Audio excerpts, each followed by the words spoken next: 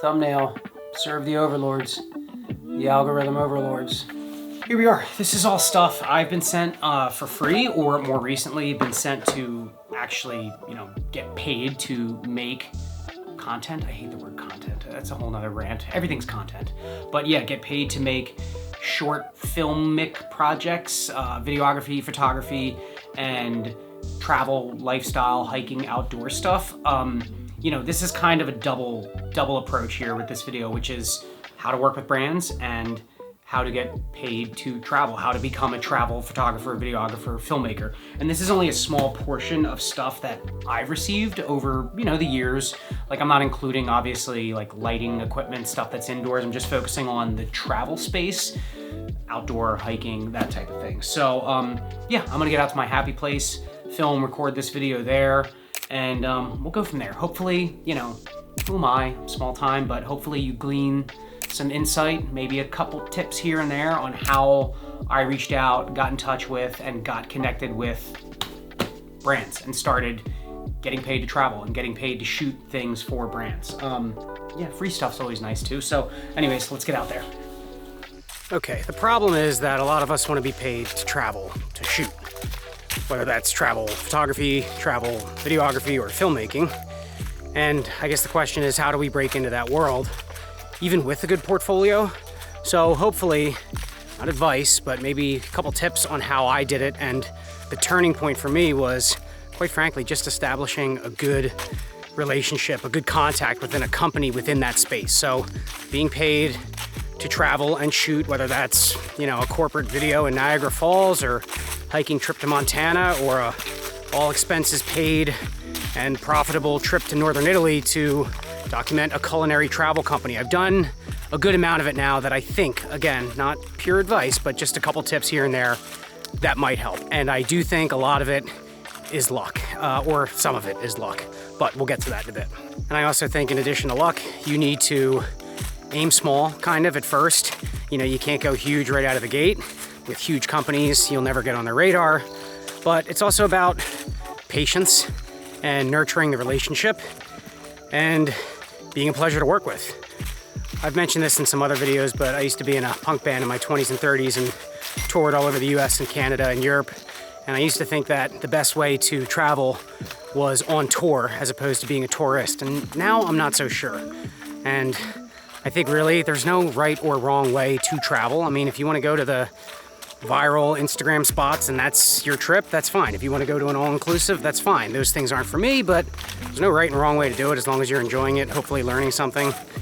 The first step for me in building that portfolio up was doing it on my own first. So if I went on trips anywhere, hiking, walking, city, mountains, whatever, I would just bring my camera with me and shoot whatever I could for self-interest. Showing variety, people, places, and things, doing it in my little northeastern corridor of the US, Maine, Vermont, New Hampshire, even down south a little bit, Charleston, Savannah. So just doing road trips, doing things, traveling on my own. And again, self-interest, just doing it for free to build that portfolio up. Again, a variety, people, places, and things. And then what's nice is once you kind of find your groove with that, hopefully, that translates to bigger trips. So for me, that was hiking trips to Scotland, Switzerland, the travel trips I did to Italy, which was for a company, Puerto Rico, Mexico City, whatever. So those little trips, those little kind of vacations, I call them vacations loosely, walking, hiking, whatever. You shoot whatever you can, builds the portfolio, and then when you go on bigger trips that are a little bit more involved, maybe somewhere more grand, then you kind of know what to look for, what you like to shoot. Is it landscapes? Is it people?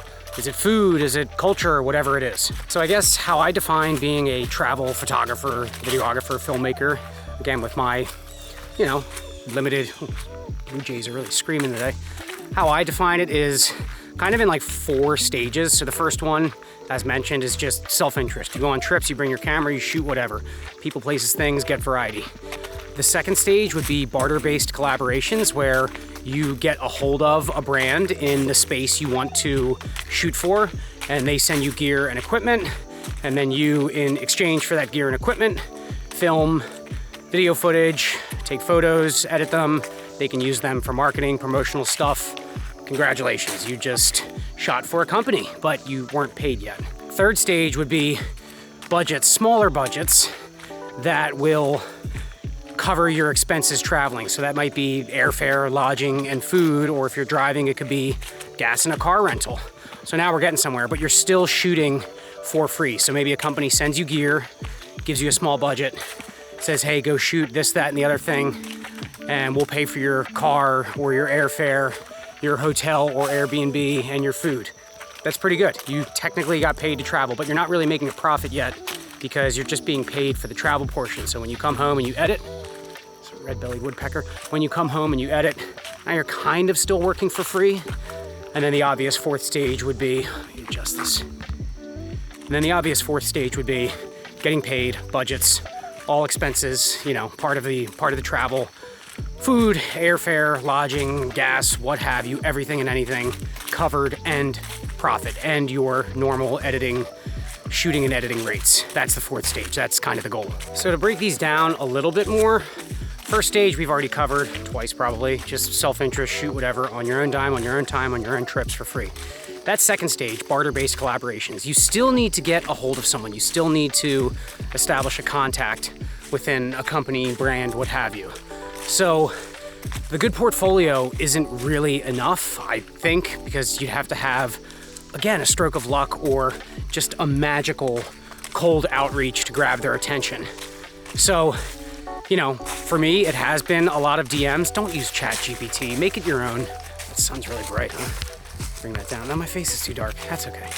Don't use ChatGPT, like research the company, spend a few minutes, you know, find out what it is they do, you know, read about them, get your mind wrapped around their ethos, their mission, and just make it a personalized message, you know, without stroking the ego. Everybody does the cookie cutter, hey, here's my portfolio, I'd love to shoot stuff for you in exchange for gear. Like, that's not gonna grab these brands, you know, companies, they get outreach like that all the time. They're just gonna click, delete, whatever, whether it's email or a DM.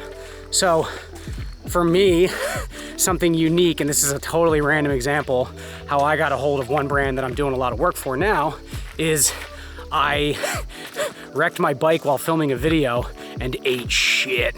I'll actually show it right here.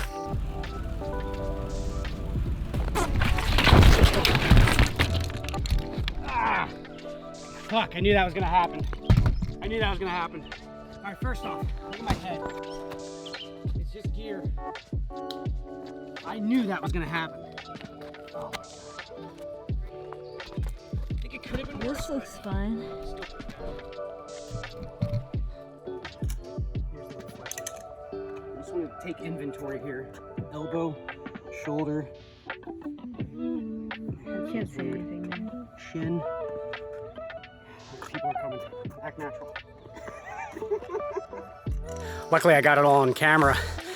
I mean, luckily I didn't hurt my camera at the time. I tucked and rolled to the side to protect the camera, to protect the gear. And the bag I had on at the time, which was a big 36-liter think tank backlight, literally had all these scrape marks on the shoulder. I swear that bag saved me a trip to the hospital because it was all ground up, you know, gnarled.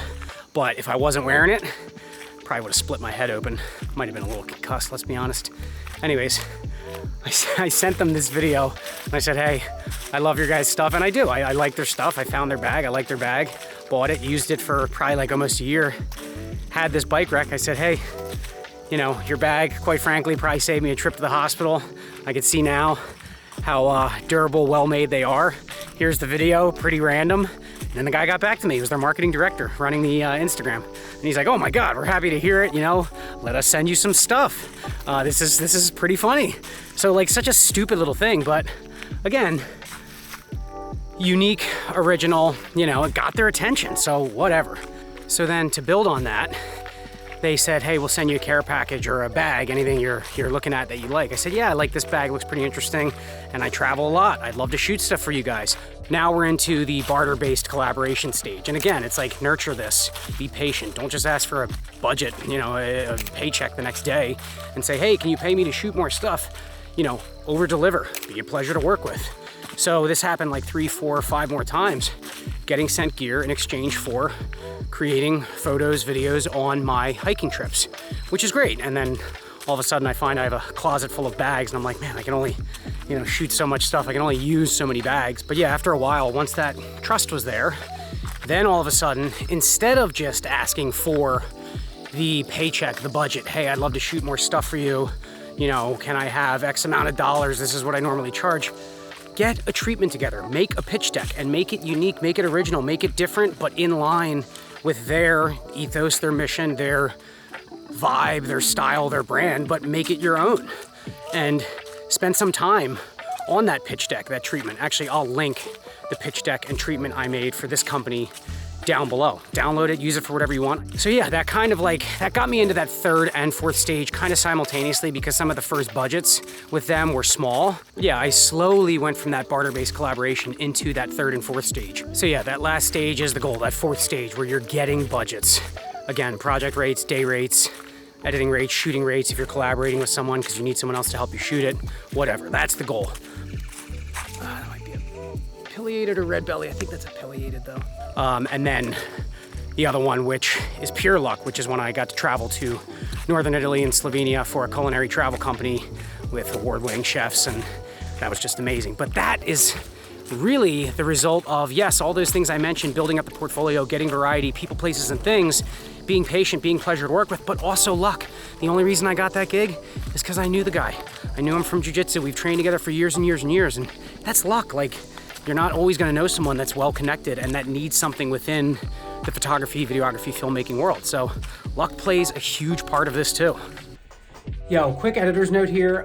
These are two different things, but I still feel like they're kind of the same thing, and they're like one and the same, and the path to get there is actually the same. So for example, like a gear, equipment, or even like an apparel company that wants to like send you on like a strike mission to like somewhere exotic, for lack of a better term, like that, being paid to travel and shoot stuff, like that's one form of it. Or like for me, like the Northeast corridor of the US, like getting paid to go to like New York City, or something else I did, like getting paid to fly out to San Diego to film like an archival of a theater company's performance at like this theater festival, or this culinary travel company to Italy. Like that's a little different because it's like, here's our company, where our company is conducting business, come with us or to us, shoot this, film this, photograph this, we'll pay you, and obviously we're gonna pay to put you on the plane. So you're getting paid to travel, but it's like two different things, but I still think it's still the same because you still need to build up your portfolio, get lucky, it's all who you know,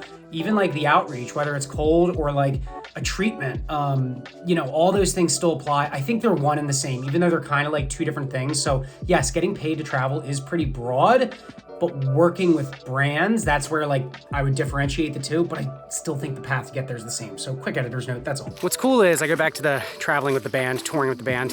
I don't really think that's the best way to travel. You know, pulling into a city at 3 p.m., setting up your equipment, your music equipment, doing a sound check, getting a bite to eat, playing a show, partying, going to bed, driving out of that city the next morning at 10 a.m. That's not, you know, like, oh, I was at this city, I was at that place. It's like, where are you? You were there for like less than 24 hours. But I think there's drawbacks to being a tourist as well. So again, there's no right or wrong way to travel, but it is nice when you get paid to travel. And one of the things I do now, I learned from my band days, which is I kind of make itineraries, and you can veer and venture off from like the normal stuff, but it's really cool to map out beforehand Airbnb or hotel options. I put them in tiers of cheapest, medium, most expensive, airfare, how much that costs, maybe car rental, estimated gas, and then all of our stops, attractions within a city, town, the different hikes using all trails and other just kind of Reddit threads. So I usually create these itineraries, these little documents, print them out, and they're just nice to have in the car. It just kind of makes the trip enjoyable. You feel like it's more of like an actual job in a good way, not in a bad way, like you're doing work. And I'll actually link that below, the last itinerary I did for Newfoundland. You could follow it, you know, to a T. We had a great time there, but coming up a hill here, so I'm gonna get out of breath. On that note of kind of treating the trip like a job, or like having an itinerary and following it and it feeling more like a mission or a job, I mean that in a positive way. But that being said, looking back, I always hate now the cliche, well, if you love what you do, you never need to work a day in your life. Like, that's not true at all. I love this. I love holding a camera, traveling with a camera, but it's still work. You still have to invest yourself, not only financially and physically, but invest emotionally into the craft, and that like takes an emotional toll. I'm sure you can relate of like sitting around and editing on a creative project all day, And then when you're done, you like feel like you just ran a marathon. So it is work, even if you do love it. Yo, as fate would have it, I'm walking down the trail, getting ready to do my closing thoughts. See some dude walking by with a Subhuman shirt on. They're like a, UK punk band. I was like, hey man, I like your shirt. He's like, oh, thanks. I was like, I went on tour with them years ago. He's like, what? He's like, what band are you in? I was like, Mischief Brew. He's like, oh fuck, I've listened to you guys.